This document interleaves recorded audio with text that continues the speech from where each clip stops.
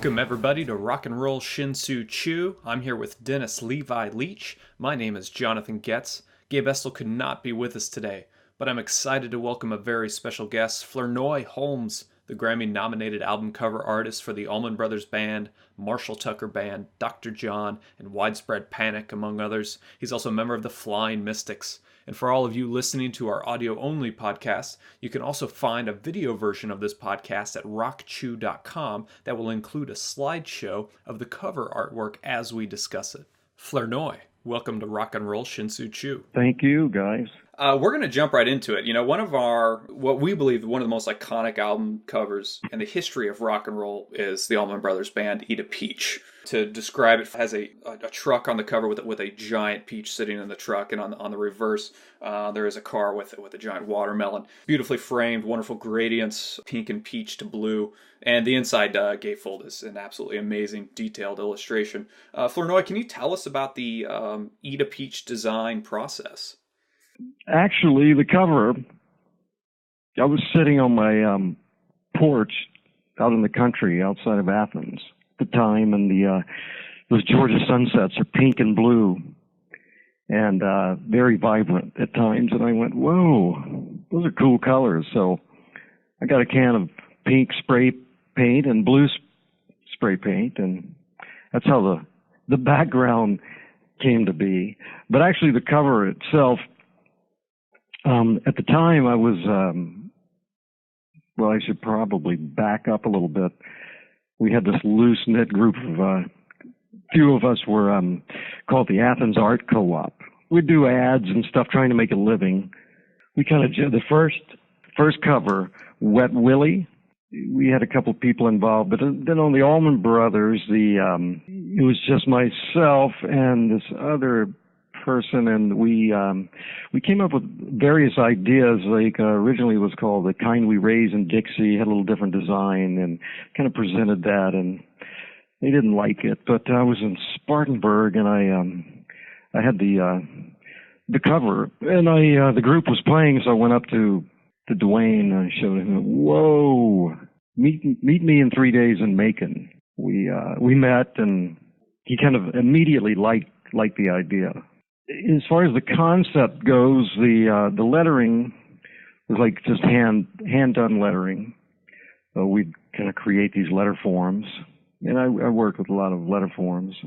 And just the peach and the truck came from an old postcard, and you've probably seen some. I mean, they're giant, all kinds of fruits and vegetables, and so that was a cool looking image. And so we just kind of put the thing together, and on the inside it was a jam between David and myself, and jamming means we would draw, and then one person would take over and draw, and the other person would draw, and that's how the inside kind of came about. That's a fascinating way to do that. I never thought about the idea of jamming on illustrations. Yeah, it's fun. There's something called exquisite corpses, and you can do that. You've heard of that parlor game? No.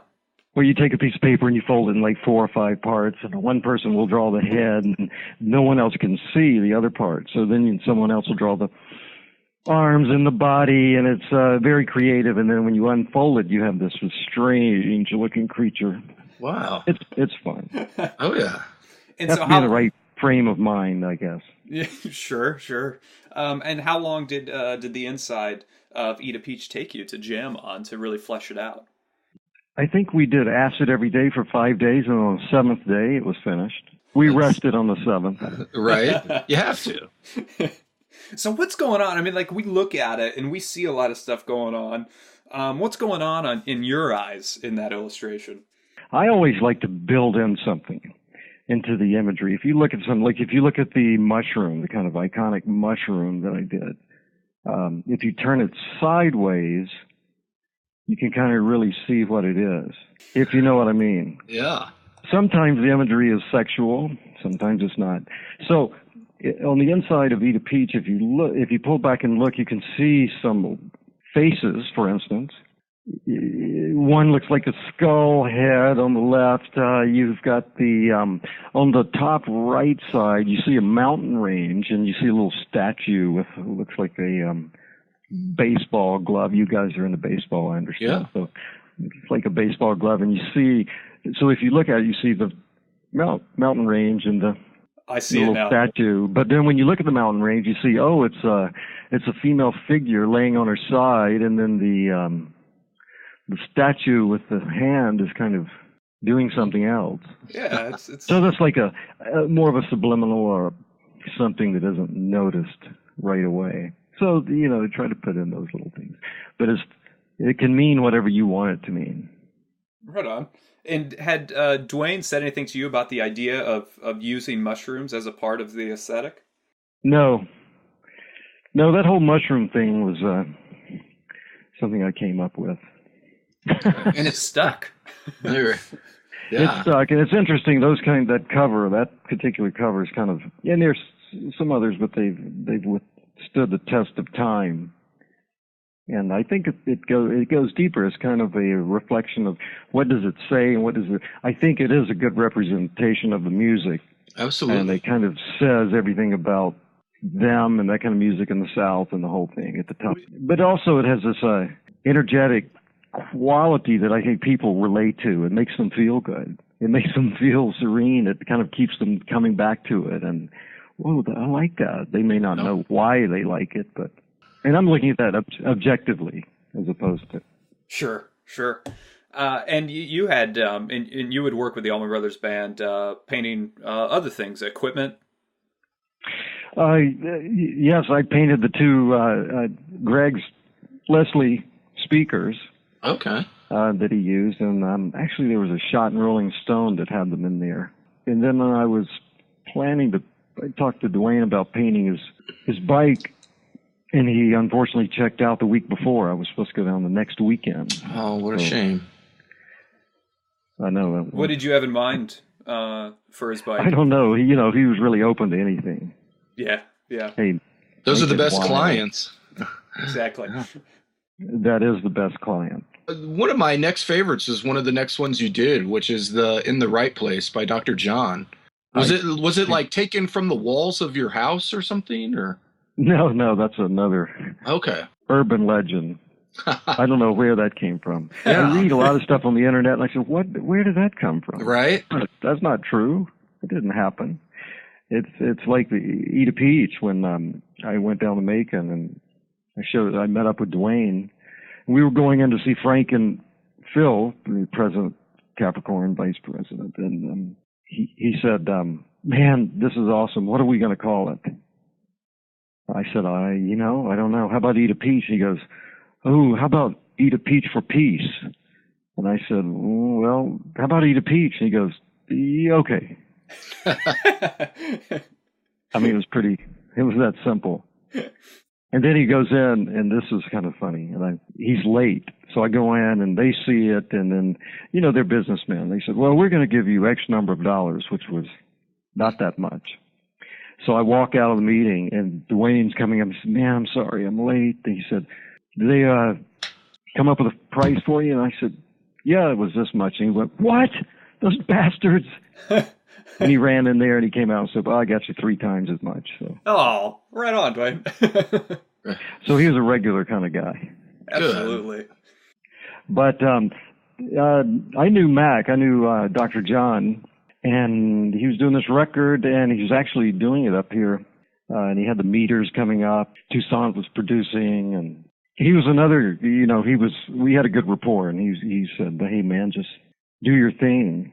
So that was fun. Although I do remember that I've never blown a deadline, and you do have deadlines when you're working with those major labels.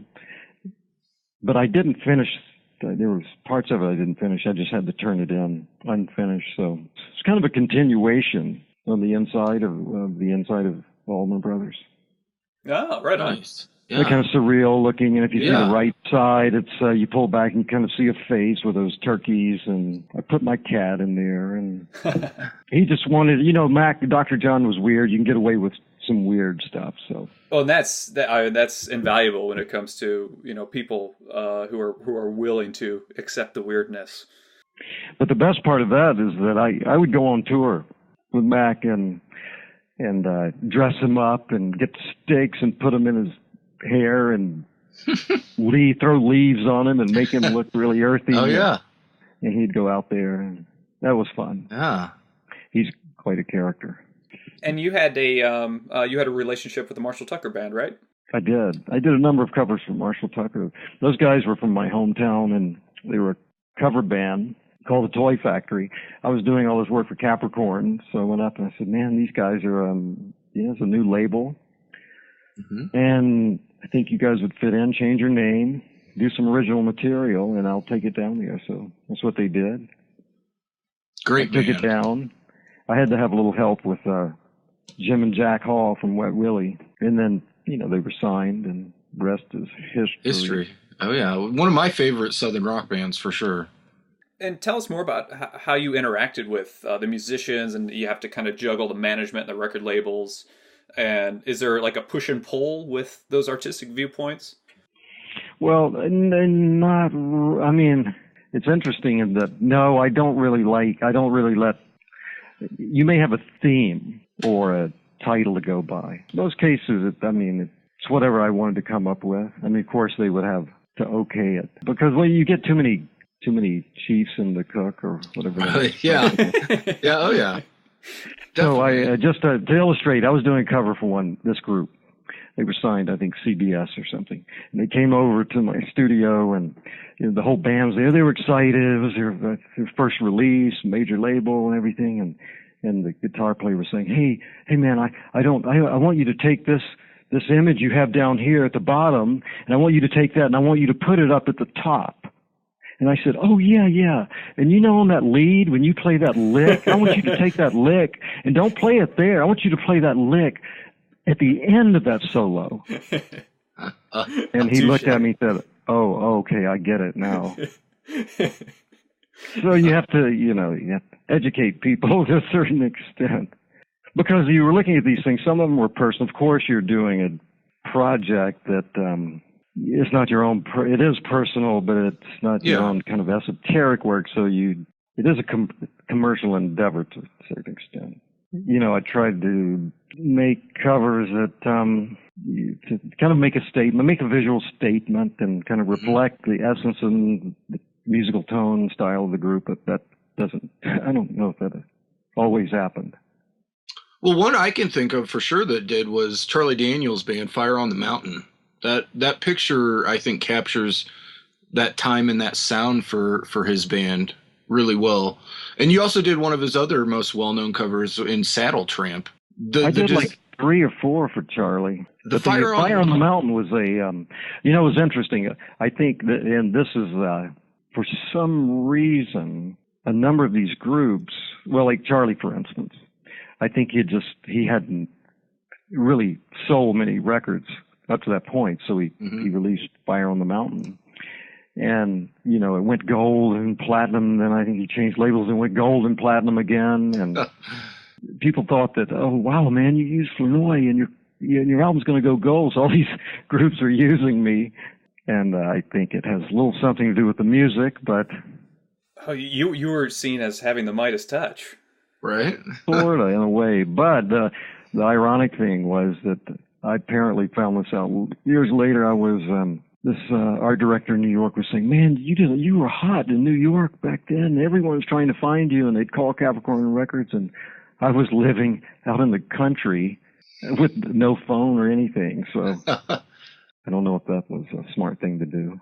As an avid record collector, I'm always digging for records, and one of yours that I always come across, which I own, is the Climax Blues Band Stamp album. Can you tell me a little bit about... I like that one. Yeah, it's one of my favorites of yours. Can you tell me a little bit about it? Here's the way it worked. Back then, in the old days, is like I would have a portfolio, and I would go just walk backstage wherever they were playing, wherever a group was playing, and I would just kind of go in and open the door, and the security would be there, and they just, hey, here's this guy that looks like the band, and usually the security doesn't know anything. They probably hired out local guys, and here's this guy with carrying a briefcase. He must be so they just let me in. So I go up and I'll find the manager or the band member and say, "Hey man, I do album covers. Let me show you this." And then, "Oh, you did that? You did that? Oh yeah, man, you can do ours."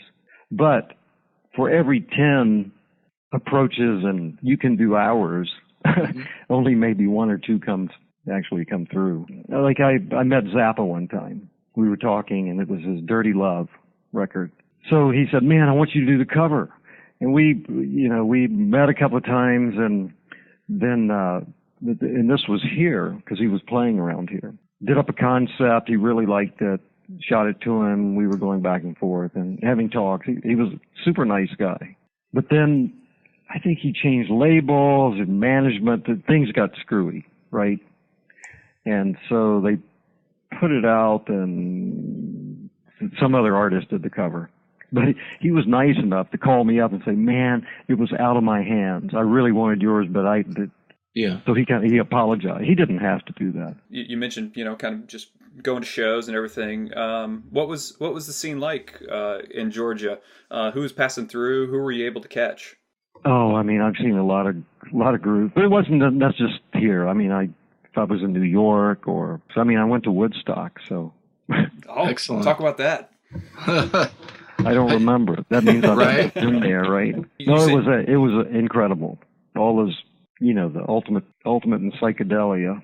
Did you know at the time what kind of impact it would have? If you're into that whole counterculture scene, it was just part of it. You weren't thinking about hopefully it was going to be carried on. I mean, it was going to be the new society. Oh. Everyone just sitting around getting stoned, listening to music. Yeah. Right. How great can that be? You caught Hendrix passing through Atlanta? Well, I've seen Hendrix like 3 or 4 times. Here in Atlanta, in '68, he had an awesome show. And I was supposed to do the poster for it, but I was living in Athens at the time. Things kind of got a little convoluted. I did not do it, unfortunately. I mean, there are a lot of near misses. Like I don't even know at the time. I got a call from Stevie Wonder's management and James Brown's management, and to do covers, but too busy or something, and they had a deadline. The funniest thing is you have the old tape machines on your phone. This is like 15 years later. I find the tape, and I said, well, what's on this? And I listened, and the message is, hey, this is so-and-so. I'm the manager of a new group called Fish. We want you to do our first album cover. I never got that message. Oh, no. Classic. But you did end up working with Widespread Panic. Done a number of projects for Panic, right? Space Wrangler and Uber Cobra and Don't Tell the Band and Till the Medicine Take. Till the Medicine Take. That's a good one, Till the Medicine Take. Oh yeah, that's probably my favorite. Now if you're talking about art, that's one thing I wanted to. I did not want the name of the group on the cover. Mm-hmm. Much to the management's chagrin, I assume. Right, much to everyone's. But the band's cool. They didn't care. And so if you notice on the first run, there's something called diffraction grading. It's like the painting is imposed over this foil kind of. Yeah, it's great. Yeah, 2D, and it's kind of a cheap way out because you couldn't really afford a hologram, but it had an effect. I think the label freaked and put a sticker on the shrink wrap on the first. They said we got to have a name. Those concepts. It's fun. Like Paul Davis was one that I was a Grammy finalist on that one, and it was like a Levi jacket, and it opens up in the middle, and there's a barroom scene and the barroom doors.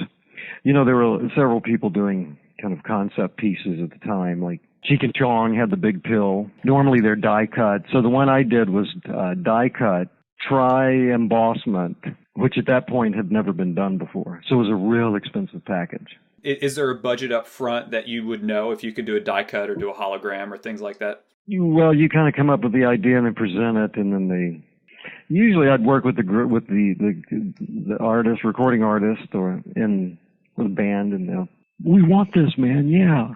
So they put pressure on the label too. No, we really want this. Yeah. So sometimes they can push it through, sometimes. With the Christopher Cross, was that something you already had in your portfolio, or was that a commission piece? It wasn't a commission piece. It was they got in touch. The management got in touch because Christopher Cross was out of Texas, and at the time I'd like done a bunch of Texas stuff, like Austin, like Willie Nelson's first 4th of July barbecue concert, then Los Gonzo Band and Jerry Jeff Walker and some different things, and. So they had this new recording artist, and they said that they liked, I don't know if it was Christopher, I can't remember, but someone said, hey, we like flamingos. I said, okay, that sounds good, because didn't have a title for it, so I just came up with this flamingo thing that, and they actually, it's interesting that they shopped all the labels, all the major labels. They were turned down. Warner Brothers, who had turned them down first, they went back and then they said, okay, we'll release it. And then it just went crazy. Yeah, it's definitely iconic, that image.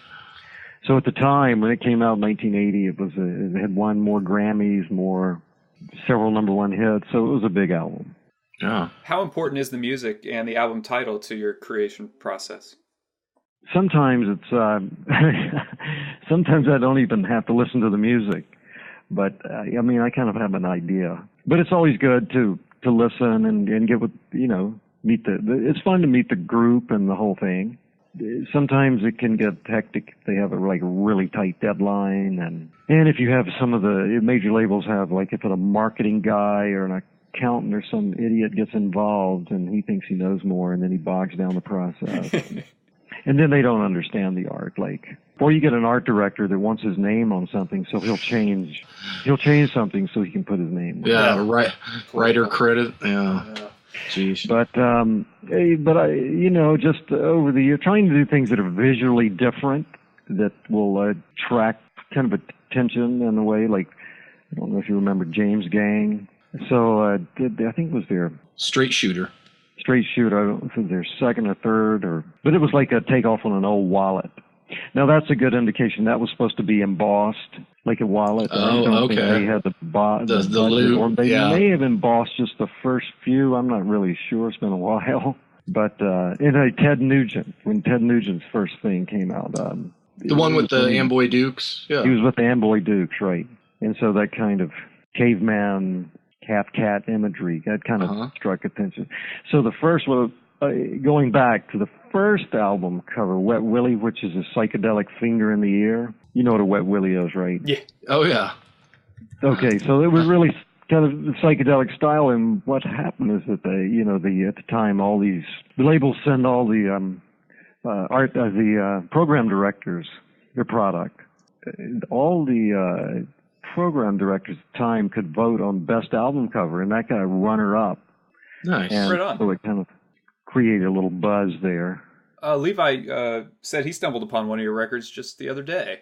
Yeah, in my picking, I stumbled upon a record by a band called Ned, and it's self-titled, and the cover is I believe an abstract.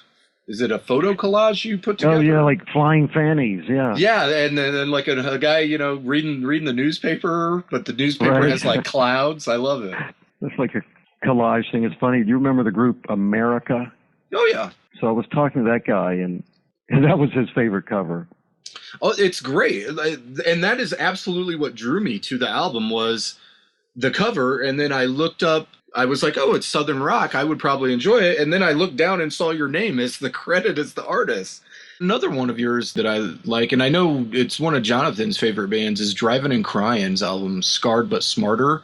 Mm-hmm. The cover of that is that a photo that has been edited? Is that a painting? Can you tell? No, it's I kind of work mixed media, so I call that smearography. Okay. So it's art. It's basically that's a drawing that I took and I ran it through a Xerox machine. At the time, you could take the Xerox. I don't think that you can do it anymore, but at the time you can pull the paper. Okay. Yeah. So when you start to make a print, you pull the paper and it stretches it. So that's kind of how. Yeah, it's a very neat effect. It works really well. The name was also changed kind of at the last minute. That was the name of that was Everything Looks Better in the Dark. No kidding. Yeah, and then at the last minute they changed it to Scarred But Smarter. But I have some favorites. I like Bruce Hampton's Arkansas. I like that. And so is that a mixed cover. Media? Actually, those drawings are done by my kids when they were 3 and 5 or something. No kidding. So it's kind of a combination of drawing and photo stuff, but the Charlie Daniels Fire on the Mountain, that was pretty much a straight painting, straight illustration. On the one you did for him, the Saddle Tramp, Like, what was the inspiration for that portrait? Well, the inspiration was Charlie said, I want you to do Saddle Tramp, and I want everybody in the band. I wanted a figure. He was telling me what to do. He said, I wanted a cowboy, and I want it to be made up of everybody in the band. That was his. That was the assignment. And I said, okay. It works. It's a great portrait, and I love the hat, the accents on it, and everything. Oh, then he threw in a couple of roadies too. Another iconic Southern rock band you worked with was the Outlaws. Was there input by the band on like they wanted like cow skulls and snakes, or was that all your kind of an idea? No, that was all my stuff. It works. It helps convey the image and the sound of that band really well. That's another one that they've still been using after decades. This cow with the two snakes was supposed to be the front cover, and then the label, which is the air stuff, freaked out. Put it on the back, and then last minute we had to come up with this photograph, and I had to do this kind of border thing, which wasn't. I didn't like it as much, but what can you do? Well, but you get these marketing guys. Oh, you can't have this. It's got to be more middle of the road. They don't give people credit. They want to dumb down the whole process. Like I rode the wave because they, at the time, and now it's crashed. And like I say, anyone with a girlfriend in Photoshop can do a cover for free. So before, like in the old days, we'll say, would you just hand over like when you say you would hand over your work to the label, would that be paintings or prints or lithos? Yes, it would be original art, and you just pray they'll send it back. And in some cases they don't send it back, and it just really pisses you off because, if you're sending up to New York or the West Coast and say, hey man, you've got my what artwork? I don't know. I never saw it. There's so many people in those big labels that I know. Like the first one, Wet Willie, never made it back. Oh. And then sometimes they'll send you something back, and it won't even be the same group. And one thing I had posed a question to you before the interview about the idea of if a long lost Beatles record were discovered, and Paul McCartney asked you to do the artwork, would you have anything in mind? Well, I would say, Paul, how much does this pay? Excellent response. And we go from there. We really appreciate you taking your time with us. Yeah. Man, I really appreciate you guys for doing this. It's nice, that most people don't really care about the visual aspect of packaging and packaging sound, And it used to be a lot more influential, I think. And we talked about this earlier.